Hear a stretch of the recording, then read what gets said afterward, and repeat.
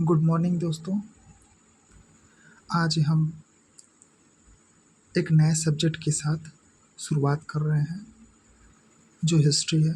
इसको डिटेल में पढ़ेंगे। ये टीजीटी, पीजीटी तथा यूपी पीसीएस के लिए ये बहुत ही लाभकारी है, लाभदायक है, थोड़ा डिटेल में है और शुरुआत से पढ़ेंगे।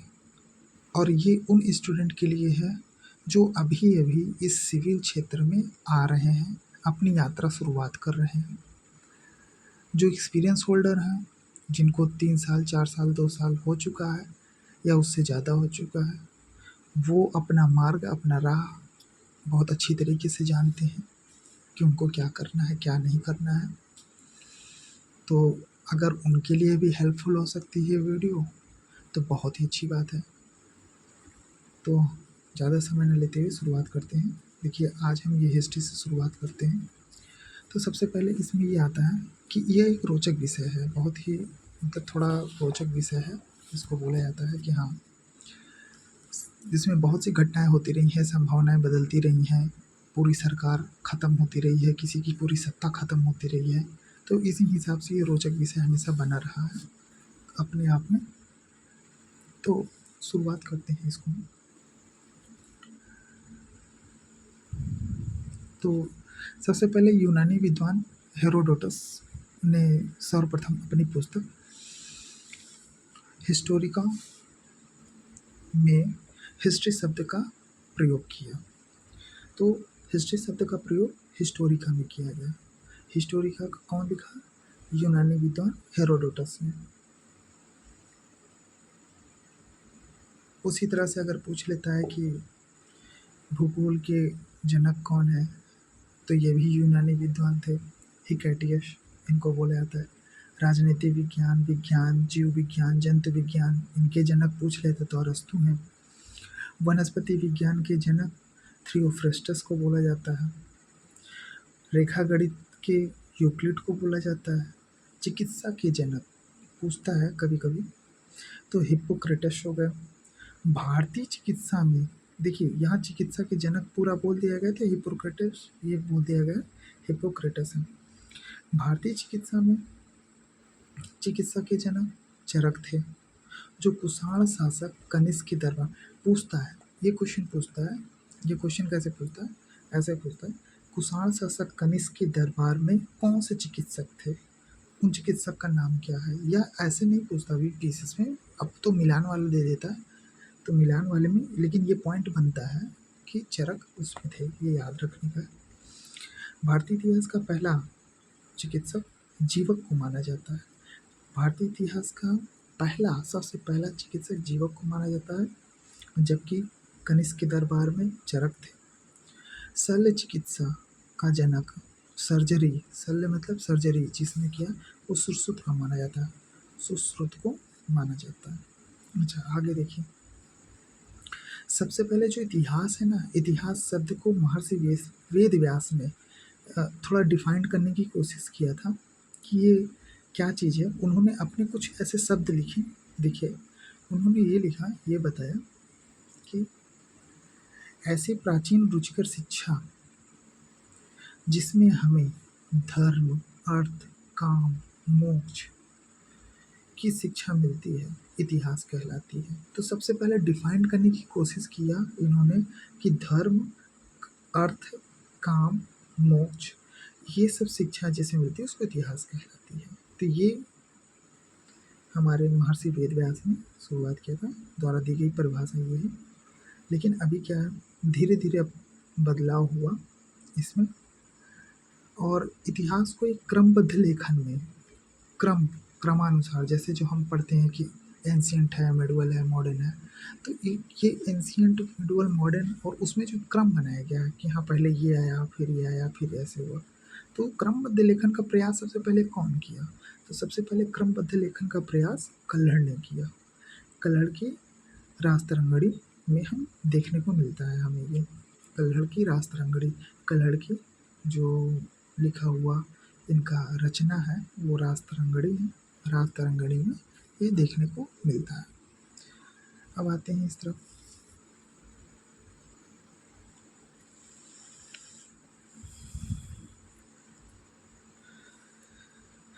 तो कल्हड़ को भारतीय इतिहास का प्रथम इतिहासकार माना जाता है। इनको प्रथम इतिहासकार ही माना जाता है कि हाँ ठीक है, इस तरह से। और बाकी थोड़ा सा कहानी है कि कैसे शुरुआत हुआ, क्या हुआ। अभी वर्तमान समय पे आ जाते हैं कि वर्तमान भारतीय इतिहास का लगभग 18वीं शताब्दी से 20वीं शताब्दी के बीच में लिखा गया। कितने से कितने के बीच में? वर्तमान भारतीय इतिहास 18वीं से 20वीं शताब्दी के बीच में लिखा गया। अब लिखने का काम कौन किया? जेम्स मिल ने। जेम्स मिल ने 1806 से लेकर 1818 के बीच में आधुनिक भारतीय इतिहास के संदर्भ में पहला ऐतिहासिक ग्रंथ इन्होंने क्या लिखा था? History of British India. अब देखिए, इन्होंने अपना जो ग्रंथ लिखा, ये हिस्ट्री ऑफ ब्रिटिश इंडिया किसकी रचना है? वो जेम्स मिल की रचना है। कभी कभी मिलान में पूछने को आता है, जो मैचिंग आता है, मैचिंग में आता है कभी कभी कि हिस्ट्री ऑफ ब्रिटिश इंडिया, और भी 3-4 नाम दे देगा, जैसे हिस्ट्री ऑफ धर्मशास्त्र, हिंदू पॉलिटी, ये भी दे देगा, या history and culture of Indian people, ये किसने लिखा है, इनका सबका नाम दे देगा। वंडर दैट वाज इंडिया, ये भी दे देगा। हिंदू पॉलिटी दे देगा। इस तरह से ये दे देगा, और हमें इन सबको मिलान करना रहता है, कभी कभी इस तरह से दे देता है। तो हम ये सब देखते हुए चलते हैं। तो इन्होंने क्या काम किया कि ये जो हिस्ट्री ऑफ ब्रिटिश इंडिया है, इसमें इतिहास को 3 खंडों में लिखा। इस पूरे इतिहास को इन्होंने 3 खंडों में लिखा। अब जेम्स मिल ने इतिहास को 3 समुदाय, सांप्रदायिक विभाजन कर दिया। दरअसल इन्होंने एक, अब ये तो भारत के थे नहीं, इंडिया के थे नहीं, ये ब्रिटिश सरकार की तरफ से आए थे। तो इन्होंने पूरा जब अपना निरीक्षण किया, हर एक चीज़ किया, तो उन्होंने जब पाया, तो इन्होंने पूरे इतिहास को 3 खंडों में विभाजित कर दिया। चूँकि यहाँ का कल्चर नहीं जानते थे, किसी भी चीज़ के बारे में ये भारत से परिचित नहीं थे, तो इन्होंने क्या किया, अब देखिए आगे चल के इन्होंने 3 सांप्रदायिक विभाजन को लेकर चले गए। क्योंकि ये लोग कब आए थे? ब्रिटिशर्स कब आए थे? जब मुस्लिम का पीरियड चल रहा था। तो इन्होंने क्या काम किया कि एंशियंट इंडिया को, मुस्लिम पीरियड से पहले वाले जितने भी थे उनको हिंदू पीरियड बोल दिया, हिंदू पीरियड की संज्ञा दे दी। एंशियंट इंडिया को हिंदू पीरियड की संज्ञा दे दी। और मेडुअल को, जो हम लोग मेडुअल पढ़ते हैं, मेडुअल को मुस्लिम पीरियड की संज्ञा दे दी। लेकिन देखिए, ये लोग मुस्लिम पीरियड की संज्ञा दे दी, और मुस्लिम के बाद आए थे ब्रिटिशर्स। तो ब्रिटिशर्स, इन्होंने कभी ये नहीं कहा कि मॉडर्न इंडिया जो है उसको क्रिश्चियन पीरियड, हिंदू पीरियड दे दिए, मुस्लिम पीरियड दे दिए, लेकिन क्रिश्चियन पीरियड नहीं दिए। उन्होंने उसको ब्रिटिशर्स, तो क्या बोले? ब्रिटिश पीरियड बोले। ब्रिटिशर्स ने ब्रिटिश पीरियड उसको बोला। क्यों? क्योंकि ये लोग अपने गवर्नमेंट को ज़्यादा मान्यता दे रहे थे। गवर्नमेंट को कल्चर के तौर पे नहीं बोले, हिंदू को कल्चर के तौर पे बोले, और मिडुअल को मुस्लिम के कल्चर के तौर पे, लेकिन यहाँ ब्रिटिश पीरियड। अब देखिए, बाद में आगे चल के इनका इसी पार्ट को आगे चल के जेम्स मिल के बाद उनका बेटा जॉन स्टुअर्ट मिल और जेम्स मिल का शिष्य मैकाले, जो हम पढ़ते हैं हिस्ट्री में, मैकाले शिक्षा के क्षेत्र में कुछ कार्य किए थे, तो उनके बारे में तो वही है। तो मैकाले किसके शिष्य थे? जेम्स मिल के शिष्य थे। और जॉन स्टुअर्ट मिल, ये जेम्स मिल का पुत्र था। तो दोनों ने मिलके फिर आगे का इतिहास या जो लिखा, इन्होंने आगे लिखा। ब्रिटिश साम्राज्य नीति की महिमा मंडन इन लोगों ने खूब अच्छे से किया। तो ये हो गया एक, मतलब थोड़ा सा विकृत रूप इन्होंने प्रदान कर दिया। ये सब देखें। अब अगले क्रम में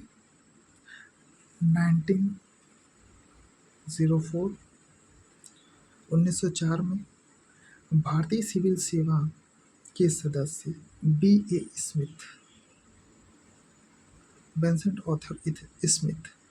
तो Vincent Arthur Smith, B.A. Smith, जो सिविल सेवा पहले जब सिविल सेवा चालू हुई तो 1904 में इन्होंने निकाला था, तो वो सदस्य थे सिविल सेवा, उसमें सदस्य थे, ने अपनी पुस्तक, इनकी पुस्तक इन्होंने क्या लिखा, अर्ली हिस्ट्री ऑफ इंडिया। अब देखिए, इन्होंने अर्ली हिस्ट्री ऑफ इंडिया लिखा, में भारत का इतिहास लिखा, परंतु स्मिथ के विवरण भी पूर्वाग्रह से युक्त थे।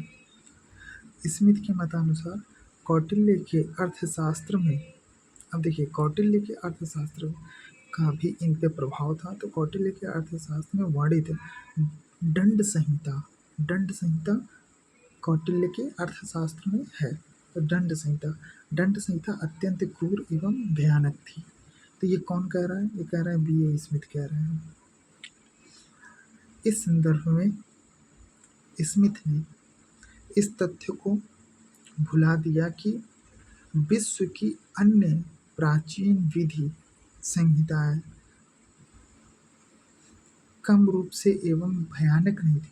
मतलब वो भारतीय का ये जो बता रहे हैं कि दंड संहिता बहुत ही ज़्यादा कौटिल्य का भयानक था, तो बाहर तो और भी ज़्यादा भयानक दंड चल रहे थे और इस तरह की चीज़ें चल रही थी, लेकिन उन्होंने कभी क्रूर चीज़ें नहीं बताई और उन्होंने सिर्फ यहाँ की चीज़ों को क्रूर बताया। तो हालांकि ये सब चीज़ चलता रहा। आगे देखिए, हम यहाँ से देखेंगे 20वीं शताब्दी के आरंभ 3 दशकों में ब्रिटिश साम्राज्यवादी लेखन की तीव्र विरोध हुआ। अब देखिए, ये सब चीज़ें तो इतिहास के बारे में थोड़ा सा है, आगे हम ये देखेंगे कि कहाँ से क्या चीज़ हमारे लिए इम्पोर्टेंट कौन सी चीज़ है। राष्ट्रवादी इतिहास लेखन के जनक कवि, ये राष्ट्रवादी इतिहास, राष्ट्रवादी अपने राष्ट्र के जो विचारक थे, वो उन्होंने जो इतिहास लेखन किया वो D.R. भंडारकर थे। वो कौन थे, वो D.R. भंडारकर, जो राष्ट्रवादी विचारक थे वो D.R. भंडारकर थे। अब देखिए, D.R. भंडारकर ने केवल अशोक के अभिलेखों के आधार पर उसका इतिहास लिखा।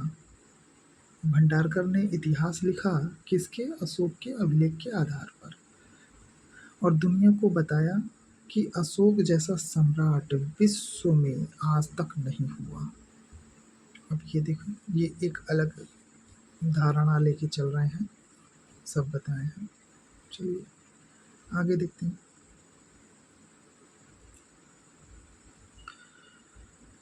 कुछ बुक है जिन्होंने लिखा है, जैसे P.V. काणे ने अपनी पुस्तक लिखी है हिस्ट्री ऑफ धर्मशास्त्र। P.V. काणे ने लिखा है। K.V. जायसवाल ने की पुस्तक है Hindu political history of India, Hemchandra Ray Chaudhuri ने लिखा है।